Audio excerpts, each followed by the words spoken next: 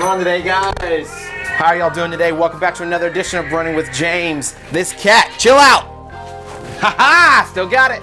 So today, guys, we're gonna be talking about the 5 rules of running, the 5 golden rules of running, the 5 guidelines of running, and how to create a plan or start running plan, or maybe if you're already running, how to improve your running plan by just simply following these 5 things. Come run with me today. Change your mind, change your life.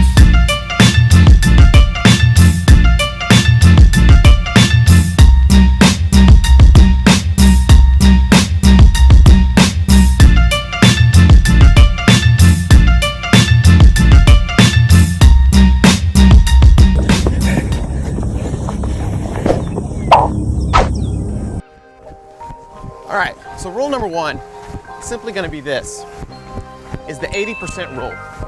And so the 80% rule basically just means that 80% of your mileage, 80% of your running should be really done at an easier pace, right?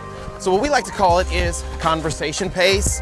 If you have a heart rate monitor, you wanna make sure you're staying in zone 2, zone 3, because that's really where you're gonna develop the majority of your aerobic fitness. So what is aerobic fitness? So aerobic fitness simply is this, is it's your heart's ability to really process oxygen. So the more efficient you are at processing oxygen, well, the faster you're gonna eventually get. So what does conversation pace really look like? So if you don't have a heart rate monitor, basically you wanna run fast enough that you can hold a conversation just like this.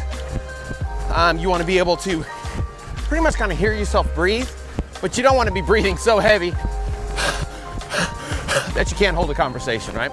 So I like to tell people basically this, running fast enough you can hear yourself breathe, but you're running slow enough that you can still very easily hold a conversation. All right, so rule number 2 is probably the one that is either A, the one people look the least forward to, or B, the one that people look the most forward to just because they're tired of running slow. And that is simply the 20% rule, and that's speed, okay? So if you really want to get fast, now yes, if you run slow, that's really probably the best way, specifically for, you know, the longer distance, anything over half marathon to get faster. Well, you know what, even for 5K, 10K, getting volume is really gonna help you be much, much faster. But if you wanna run really fast and you wanna get those, you know, take that next step, you wanna really work on doing speed work, okay? And so it's really all about the details, right? And so this is one of those detail things.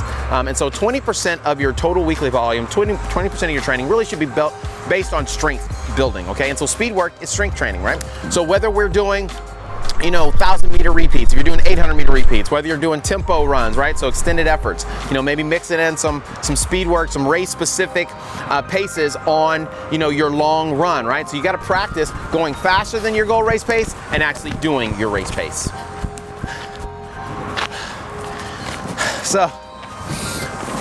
So speed work is going to be important, super important, because it's really going to help develop that strength. And then it's also going to get you up into your lactate threshold, right? So you want to make sure you're increasing your lactate threshold. So those runs should definitely be where you get out of breath. You are up in there. It's not conversation pace, right? So not necessarily that you can't talk, but you really should be able to hold a conversation. So you can mix this in, you know, once a week or so, right, to start out with, but make sure you have a really good base of volume, a really good weekly base of aerobic fitness before you jump into those speed workouts, right? So we're moving on to the next one. Let's go. What's rule number 3? Okay, so rule number 3 is simply this. I call it the 10% rule, okay? And what that basically is we want to make sure that when we are increasing our volume, right, we're increasing our overall mileage, we don't want to increase more than 10% every single week, okay? So simple math, if you're running, say, 10 miles a week, then you probably shouldn't add more than 1 mile the next week, right? If you're running 20 miles a week, probably shouldn't add more than 2 miles total for the week, each and every week. And so what that really does is, number 1, it gives your body enough time to adapt to whatever the new training process is, right? Whatever the new stimulus is. And so your tendons, your muscles, they don't grow or strengthen at the same rate. So you wanna make sure you don't wanna add increased volume or increase a workload too quickly because of, main thing, injury, right? So that's the other thing, is simply it keeps you from getting injured. And so the goal for any training regimen, the goal from any, whether you're doing strength training, whether you're doing, aerobic training, running, whatever it may be, really your goal should be able to stay consistent and continue to get gains, because that's really the only way you're going to improve is if you're able to stay consistent with your training. And so the 10% rule is really important to help keep you injury free and keep you moving up that pyramid. All right, so rule number 4 is, this is an important one, especially if you're doing anything like a half marathon or marathon training, and it's really developing the long run. I call it the 20-30 rule. And so basically what that is your long run, which is the most probably specific workout you're gonna be doing, because it's the workout that is the most targeted toward your end result, right? A half marathon or marathon. So developing that long run is going to be really important. And so what the 20-30 rule basically is that your long run really probably shouldn't be more than 20 to 30% of your total weekly volume, okay? And so I've seen a lot of folks do this and kind of sets them up for injury where, the bulk of their mileage is done on one day, right? So they have a long run and, 50, 60, 70% of their mileage is done on that one day, right? They may do a, 15-mile long run, but they're only running like 17, 18 miles a week. And so what that does is that sets you up for injury. And so really simply this is, if let's say you're running 20 miles a week, then based off of your run experience and your injury history, you probably shouldn't be running more than say a 5 or 6 mile long run. So the more volume you do throughout the week, then the longer your long run can be. So let's say you're running 30 miles a week, then you could probably do anywhere from like a 7 to a 9 mile long run. Now, if you're one of those individuals, you stayed injury free for long extended periods of time, and you have, good strength in your legs, good tendon strength, you've developed good form, then you could probably be closer to that 30% side of the spectrum. But if maybe you're newer to running, or if you have maybe an injury history, then you probably need to be closer to that 20% spectrum, right? So developing that and figuring out how does your body react? How does your body really play into that? Will go a long, long way into helping you develop a good training program and really get great results, right? So stick to the rules, they'll get you there. We got one more. This is a good one, my favorite one probably. All right, so rule number 5, and like I said, probably one of my favorite rules is drills, okay?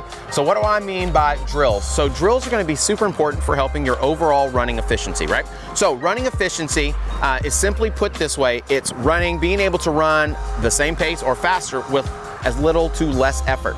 And so the more efficient you are, well, the longer you can go, the faster you can go, and also, once again, you really help set yourself up for limiting the amount of injuries. And so what drills basically do, right? So whether we're talking about our marching drill, probably my go-to for pretty much all my athletes, right? Whether we're talking about the marching drill, we're talking, our A skips, we're talking our butt kicks, all of these particular movements, they're really over-exaggerations of, better run form, okay? And so I don't like using terms like bad, or good, not because those things are relative, right? But necessarily because where you're at in your position, right? Where you're at in your training schedule, where you're at in, your athleticism, I never want to push anything that's saying, you're bad where you're at, right?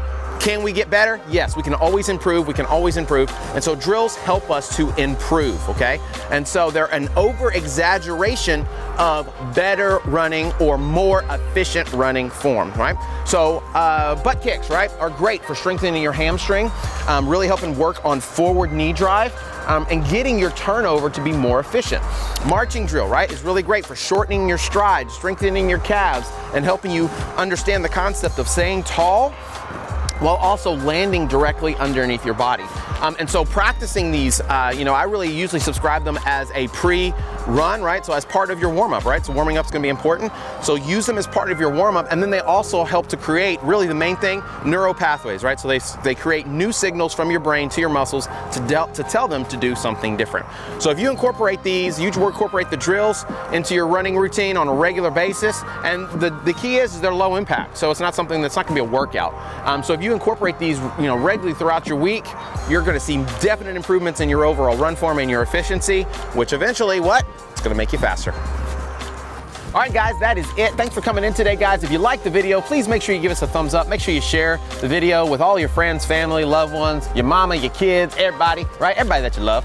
So thanks for coming in once again, guys. So if you incorporate this stuff into your training regimen, or if maybe you have in the past, why don't you comment down below? Let us know, what are your thoughts? Have you maybe never thought of adding drills before, right? Or maybe you don't know what drills to add, right? You can check out, we have several videos of drills and different movements that you can check out right up here. But in addition to that, right, maybe you've done your long run and maybe you've gotten injured before because, 90% of your miles were done on your long run, right? Maybe comment down below.